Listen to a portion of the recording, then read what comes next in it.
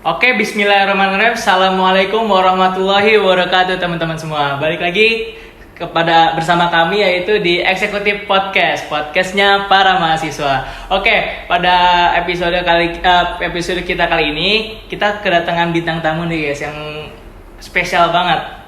Yaitu beliau ini salah satu founder dari kerelawanan di sebuah tim, itu Regis, relawan Gema Indonesia Sejahtera. Kita sambut kepada teman kita, kepada narasumber kita yaitu Mas Akris. Oke. Jadi Mas Akris ini salah satu founder dari relawan Gema Indonesia Sejahtera. Dan kebetulan tadi teman-teman, pada episode kita kali ini kita akan ngebahas atau ngulik terkait kerelawanan. Apa sih itu relawan? Terus seberapa pentingnya sih mahasiswa dalam mengikuti relawan? Bukan begitu Mas Akris? Iya. Oke. Sebelum kita mulai ke pembicaranya, mungkin kita berbincang dulu sama Mas Akris nih ya. Mas Akris nih udah berapa lama nih berkecimpung di dunia kerelawanan nih? Saya berkecimpung di dunia kerelawanan itu semenjak zaman sekolah ya. Itu udah mulai aktif pas kelas 3 SMA. Jadi waktu itu saya ikut kegiatan relawan kemanusiaan di beberapa lembaga waktu itu ya. Terus sampai sekarang alhamdulillah sampai keluh kesahnya pesan-pesan tuh banyak banget. Ilmu-ilmu yang didapat itu luar biasa. Berarti sebelum di Regis ini Mas udah mengikuti banyak forum-forum relawan gitu tuh? Mas? Ya, alhamdulillah sudah beberapa lembaga ikut serta dalam kerelawanan, dan alhamdulillah juga sudah pernah membentuk beberapa relawan yang dari sektor kesehatan juga pernah ngebentuk ya, dan juga alhamdulillah sekarang nih ngebentuk Regis nih. Dapat amanah buat ngebentuk tim relawan. Ya teman-teman, dari awalnya anggota sekarang menjadi founder buat ngebentuk forum relawan sendiri. Wah, keren banget sih dari Mas Akris ini. Oke, dengan pengalaman begitu banyak nih teman-teman, mungkin kita bisa mengulik nih kerelawanan dari sudut pandang Mas Akris sendiri. Oke, pertanyaan pertama sih untuk Mas Akris nih, relawan itu apa sih Mas? Terus seberapa penting menjadi seorang relawan itu? Kalau relawan itu bukan profesi sebenarnya. Relawan itu bergerak berdasarkan hati ya. Jadi di mana hati kita bisa digerakkan, di situ relawan pasti ada. Ya, di mana orang membutuhkan, di situ dia pasti ada. Jadi relawan nggak perlu ada lagi seleksi, nggak perlu adanya rekrutmen. Relawan itu timbul dari dalam diri kita sendiri. Gitu. Selagi kita mampu, selagi kita mau, ya kita terjun, bantu apa yang memang harus dibantu, lakukan apa yang memang harus dilakukan. Jadi nggak ada nih istilahnya rekrutmen, yuk ikut rekrutmen relawan ini, enggak. Rekrutmen relawan itu ya dari diri sendiri. Kalau dalam diri dia sendiri udah merasa gigih gitu hatinya buat ikut terjun ngebantu, tanpa harus direkrut dia bisa masuk kemana aja gitu, tanpa harus ada info rekrutmen relawan, dia langsung bisa masuk kemana aja. Yang penting dia ada kemauan, dia bisa masuk. Saya mau ngebantu ini, boleh nggak saya bantu? Udah masuk situ. Yang penting tetap relawan harus ada jalur koordinasinya, nggak bisa asal selonong, bahaya.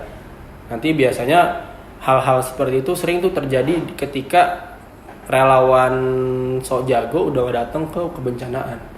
Jadi nggak ada koordinasi, tiba-tiba langsung masuk, entah itu dari mana, dari komunitas mana, masuk gitu aja, kemudian ada bencana susulan, jadi korban, siapa yang tanggung jawab? Gitu.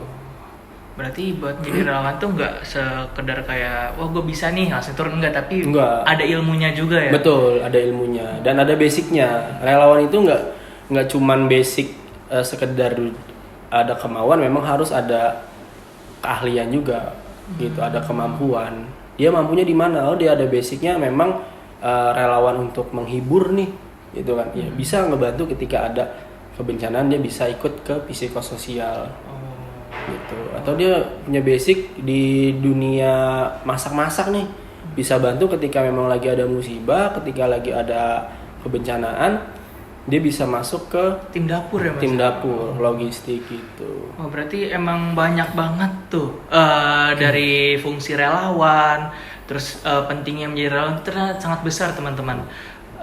Wah udah mulai tertarik juga nih sebenarnya saya untuk mengikuti kerelawanan ini ya teman-teman ya. Oke mungkin kita langsung memperdalam lagi nih.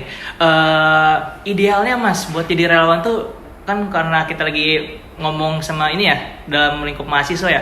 Mahasiswa itu bagus nggak sih sebenarnya kalau buat jadi relawan Mas? Sebenarnya kalau dinilai bagus atau tidak, jangankan tingkat mahasiswa ya, tingkat yang lansia aja semangatnya masih ada, masih luar biasa. Masa iya yang muda kalah gitu kan? Ibaratnya yang seusia udah kolonel aja kalau emang dia kuat buat terjun, ya kok ibaratnya yang usia-usia udah pensiun lah ya, udah pensiun masanya, dia pengen terjun karena melihat usianya itu udah nggak bisa berbuat apa-apa ya, dengan kemauan dia ya dia pengen terjun ya, itu kan luar biasa semangatnya. Masa ya yang anak muda kalah gitu. Nah kalau untuk yang mahasiswa memang itu sebenarnya harus dipupuk, harus memang benar-benar dibangkitkan semangatnya. Kenapa? Kalau bukan dari kita, bukan dari mahasiswa, bukan dari generasi muda, nggak bakal ada lagi relawan-relawan berikutnya yang terbentuk. Gitu. Berarti penting banget nih teman-teman mahasiswa semua ya untuk menjadi relawan. Karena itu salah satu bentuk regenerasi kita buat kedepannya. Karena kalau misalnya kita mengandalkan yang tua terus, nggak bakal ada yang namanya regenerasi ya, Mas Akris ya. Wah, gila sih. Oke, mungkin banyak juga nih teman-teman mahasiswa pasti pada nanya relawan itu sama yang lain ya, komunitas lain itu bedanya apa sih? Terus kalau relawan apakah dia ada bayarannya kah atau gimana? Nah itu kan banyak tuh yang jadi perbincangan. Nah itu mungkin bisa Mas Akris bisa ini memberikan sudut pandang. Ya, sebenarnya relawan itu memang yang tadi saya bilang, relawan itu bukan profesi. Kalau kalian pengen bayaran, kalian kerja. Gitu, kalian usaha. Tapi relawan itu memang timbul dalam diri sendiri gitu, dari hati sendiri.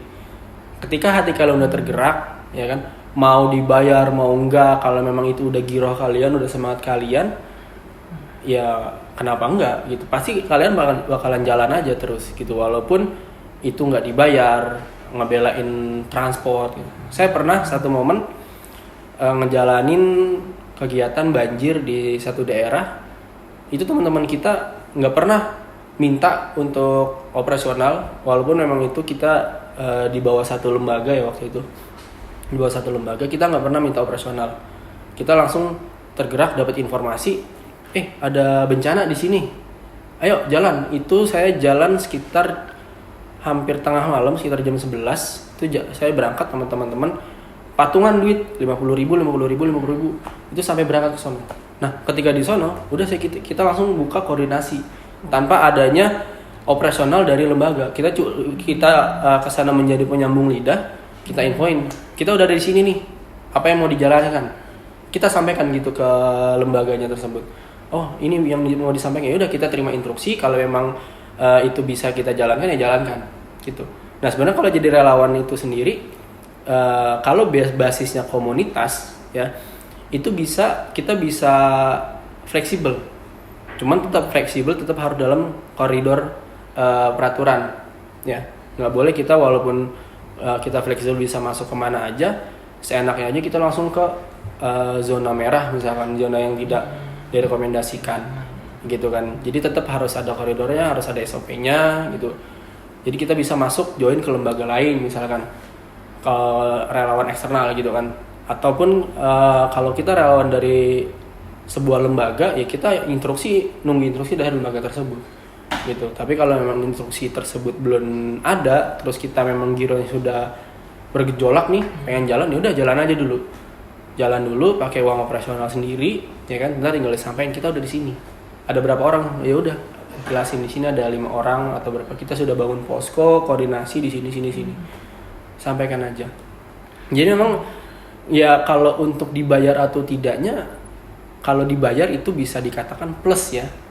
Mungkin ada apresiasi, bukan bayaran, lebih kepada apresiasi dari lembaganya tersebut atau dari stakeholder setempat gitu. Jadi jangan pernah menganggap gue malas nggak mau jadi relawan atau nggak dibayar, mendingan gue di rumah aja gitu kan, nonton YouTube bla bla bla bla, nonton ini nonton itu nonton ini, makan ngopi ngerokok gitu kan. Enggak. Tapi kalau kita udah timbul dunia kerelawanan, timbul untuk semangat buat ngebantu sesama gitu kan, rasa untuk nggak dibayar kita tuh ya nggak apa, tinggal jalan aja gitu. Jadi nggak perlu nunggu ada pembayaran. Toh kalau memang sekiranya itu dapat apresiasi, ya itu memang sudah haknya dia gitu. Oh, berarti emang relawan ini benar-benar bergerak dari hati ya? Iya, betul. Terus emang mungkin bahasanya dibayarnya dengan apa nih kalau misalnya mungkin dengan pahala lillahi ta'ala ya Mas? Betul. Dan mungkin buat dapat kafalah atau duit tuh hanya sekedar bonus aja ya di akhir dan tidak terlalu berharap dengan itu ya? Betul. Oh, mulia sekali teman-teman dari kegiatan relawan ini ya. Mungkin ini bisa jadi salah satu contoh dan motivasi bagi teman-teman mahasiswa semua untuk bisa bergerak nih di bagian kerelawanan. Karena emang semulia itu teman-teman. Bayangkan saja banyak orang susah di sana, terus dari tim relawan inilah perannya sangat penting untuk membantu mereka untuk menyalurkan semua donasi atau bantuan. Nah, jadi itu sangat penting teman-teman untuk dari peran relawan itu sendiri. Wah, ternyata Bang Tupoksinya sebanyak itu dan sekeren itu ya teman-teman ya. Oke, mungkin buat teman-teman yang udah mulai tertarik nih dengan dunia kerelawanan bisa banget nih join ke relawan-relawan yang ada di dekat rumah kalian, ataupun mungkin bisa nih mengkepoin IG dari tim Regis ini. Karena mungkin sebentar lagi bakal ada oprek nih teman-teman, mungkin dipantau saja ya di IG-nya. Oke, mungkin sekarang ada di sesi closing statement kita, yaitu di kata-kata nih dari Mas Akris langsung buat closing statement. Kata-kata apa nih? Biasa dikata-katain soalnya saya. Wah, iya. Bukan itu Mas. Ini closing statement tuh maksudnya kata-kata ya mungkin bisa menjadi wejangan ya buat kita semua untuk bisa mengikuti langkah-langkah dari Mas Akris ini sendiri untuk ikut berkecinambungan di dunia relawan. Oke, langsung closing statement-nya dari Mas Akris.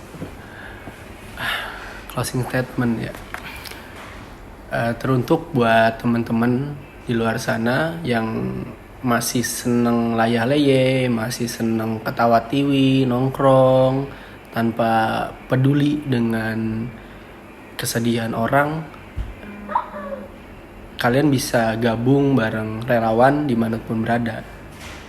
Karena memang sebaik-baiknya manusia itu kan yang bermanfaat bagi manusia lain. Jadi walaupun kalian hanya punya tubuh yang kuat dan kalian belum punya ilmu untuk di dunia relawan tersebut, nggak usah takut.